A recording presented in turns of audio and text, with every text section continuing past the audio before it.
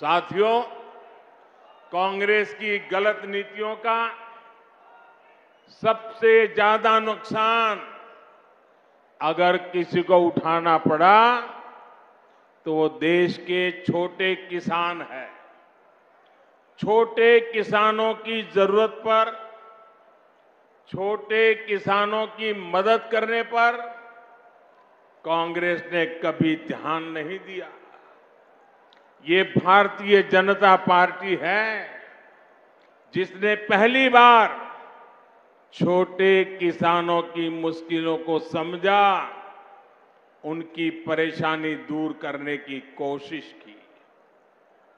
हमने छोटे किसानों के हितों को ध्यान में रखकर पिछले 9 वर्ष में कृषि बजट में लगभग 6 गुना वृद्धि की है।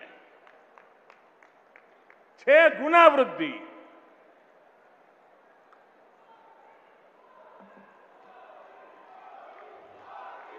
भाजपा सरकार में पहली बार किसानों को लागत का 1.5 गुना समर्थन मूल्य तय हुआ।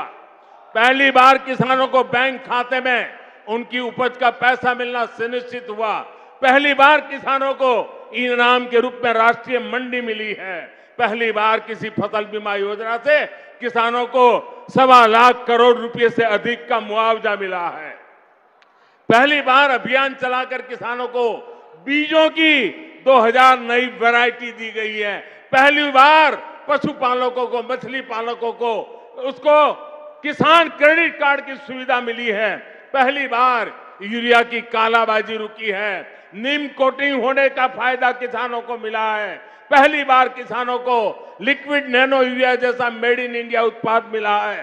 पहली बार अभियान चलाकर देश के 11 करोड़ किसानों को 11 करोड़ से अधिक सॉइल हेल्थ कार्ड दिए गए हैं। पहली बार किसानों के लिए पीएम किसान सम्मान निधि जैसी योजना शुरू हुई है। इसके तहत अभी तक 11 करोड़ किसानों को करीब 2.5 लाख करोड़ रुपए मिल चुके हैं। साथियों, ये बीजेपी की सरकार है जिसने गेहूं और धान की खेती के अलावा भी किसानों को आय के दूसरे साधनों पर और ज्यादा काम किया है।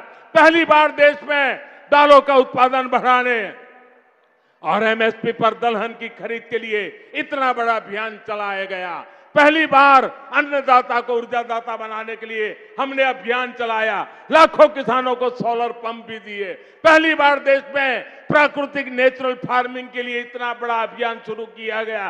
पहली बार शहद का उत्पादन बढ़ाने और उसके निर्यात के लिए भी बीजेपी सरकार ने विशेष मिशन चलाया। पहली बार ज्वार बाजरा जैसे भारत के श्री अन्न को वैश्विक पहचान देने का प्रयास हुआ। पहली बार किसी सरकार ने मोटे अनाज उगाने वाले देश के 2.5 करोड़ किसानों की चिंता की है। भारत के प्रयास से ही संयुक्त राष्ट्र ने 2023 को मोटे अनाज का अंतर्राष्ट्रीय वर्ष घोषित किया है। इन सब का फायदा यहां राजस्थान के किसानों को हुआ है, इस क्षेत्र के किसानों को हुआ है। साथियों, यहां बेटियों के खिलाफ साजिश करने वालों को राजस्थान की कांग्रेस सरकार ने खुली छूट दे रखी है। कांग्रेस सरकार को बेटियों की सुरक्षा की, बेटियों के हितों की परवाह नहीं है।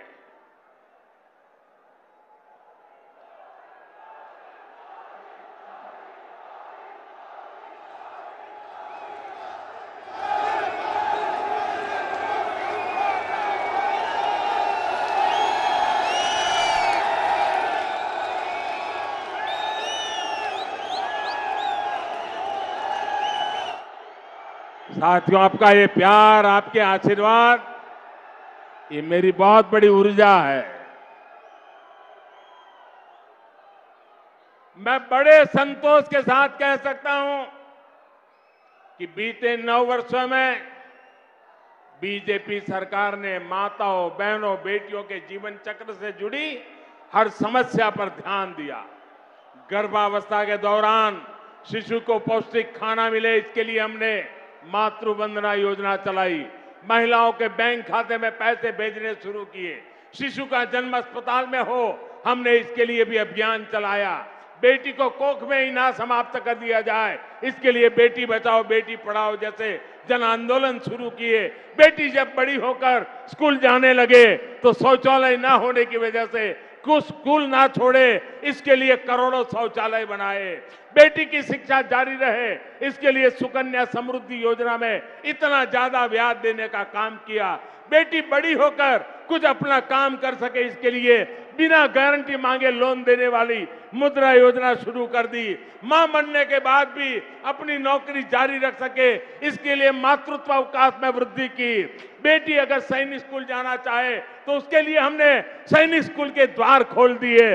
बेटी अगर सेना में अफसर बनना चाहती है तो तीनों सेनाओं में हमने बेटियों के लिए नए रास्ते बना दिए। आज बड़ी संख्या में हमारी वीर बेटियां अग्निवीर में भर्ती हुई हैं, नौसेना में नाविक भर्ती हुई है। गांव की बहनों को कमाई के अवसर बढ़े, इसके लिए 9 करोड़ बहनों तक सेल्फ हेल्प ग्रुप का विस्तार किया और सहायता को भी दोगुना कर दिया। बेटी को रसोई में धुआं सहना ना पड़े, इसके लिए उज्ज्वला का गैस कनेक्शन दिया। बेटी को पानी के इंतजाम में परेशान ना होना पड़े, इसके लिए हमने हर घर पाइप से पानी देने की योजना शुरू की। बेटी को अंधेरे में ना रहना पड़े, इसके लिए हमने सौभाग्य योजना से मुफ्त बिजली कनेक्शन दिया। बेटी पैसे की कमी की वजह से अपनी बीमारी छिपाए नहीं, इसके लिए हमने उसे आयुष्मान कार्ड की ताकत दे दी। बेटी का घर भी, संपत्ति पर भी अधिकार हो, इसके लिए पीएम आवास घरों में उसे संयुक्त भागीदारी दी। गृहिणी को अपनी बचत अनाज के डिब्बों में ना रखनी पड़े, इसके लिए उसे जनधन योजना के तहत बड़ी संख्या में बैंक खाते खोले। और इन सब प्रयासों का जो परिणाम रहा है वो भी अभूतपूर्व है। भाइयों और बहनों, आज यहां अजमेर आने से पहले मुझे तीर्थराज पुष्कर जाने का सौभाग्य मिला। हमारे शास्त्रों में ब्रह्मा जी को सृष्टि का रचयिता कहा गया है। ब्रह्मा जी के आशीर्वाद से आज भारत में नवनिर्माण का दौर चल रहा है। केंद्र में भाजपा के नेतृत्व वाली एनडीए सरकार के 9 साल भी पूरे हो गए। भाजपा सरकार के 9 साल देशवासियों की सेवा के रहे हैं। भाजपा सरकार के 9 साल सुशासन के रहे हैं। भाजपा सरकार के 9 साल गरीब कल्याण के लिए समर्पित रहे हैं। साथियों, देश ने 2014 में सबका साथ सबका विकास के नए संकल्प का आह्वान किया था। इस संकल्प में राजस्थान ने बहुत बड़ी भूमिका निभाई है। आप याद कीजिए, 2014 से पहले देश में क्या स्थिति थी। पूरे देश में जनता भ्रष्टाचार के विरुद्ध सड़क पर उतरी हुई थी। बड़े बड़े शहरों में आए दिन आतंकी हमले होते थे। कांग्रेस सरकार सीमा पर सड़कें बनाने से भी डरती थी। महिलाओं के विरुद्ध अपराध चरम पर थे। प्रधानमंत्री के ऊपर सुपर पावर थी। कांग्रेस सरकार रिमोट कंट्रोल से चल रही थी। निर्णय होते नहीं थे।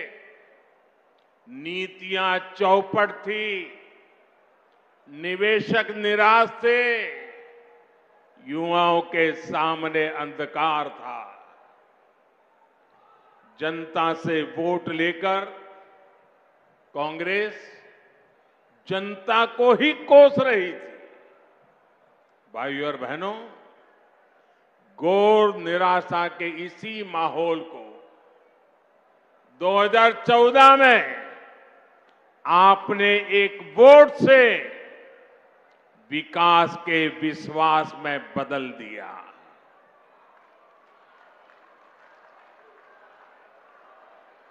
आज देखिए, पूरी दुनिया में भारत का यशगान हो रहा है। आज दुनिया के बड़े बड़े एक्सपर्ट्स ये बोल रहे हैं कि भारत अति गरीबी को समाप्त करने के बहुत निकट है। साथियों, आखिर ये बदलाव आया कैसे? ये बदलाव आया कैसे? ये बदलाव आया कैसे? ये बदलाव आया कैसे?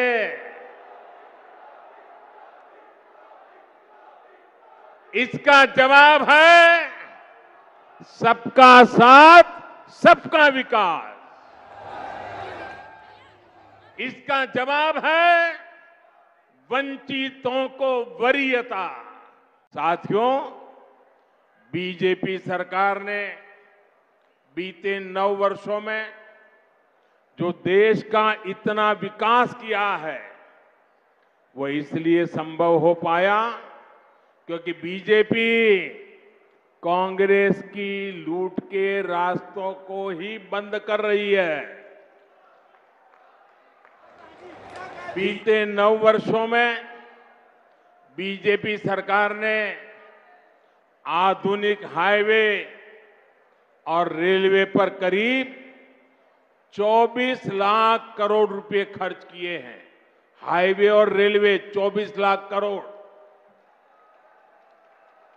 अगर कांग्रेस की सरकार होती और राजीव गांधी ने जो कहा था उस प्रकार से अगर हम विचार करें तो इसमें से 24 लाख करोड़ में से 20 लाख करोड़ रुपए बीच में ही लूट जाते। न रेल बनती, न रोड बनता।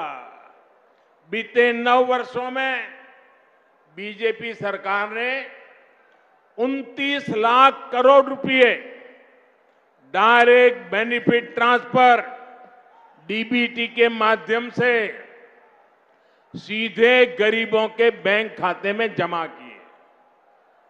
अगर कांग्रेस सरकार होती तो इसमें से 24 लाख करोड़ रुपए 85 पैसों के हिसाब से 24 लाख करोड़ रुपए बीच में ही लूट जाते।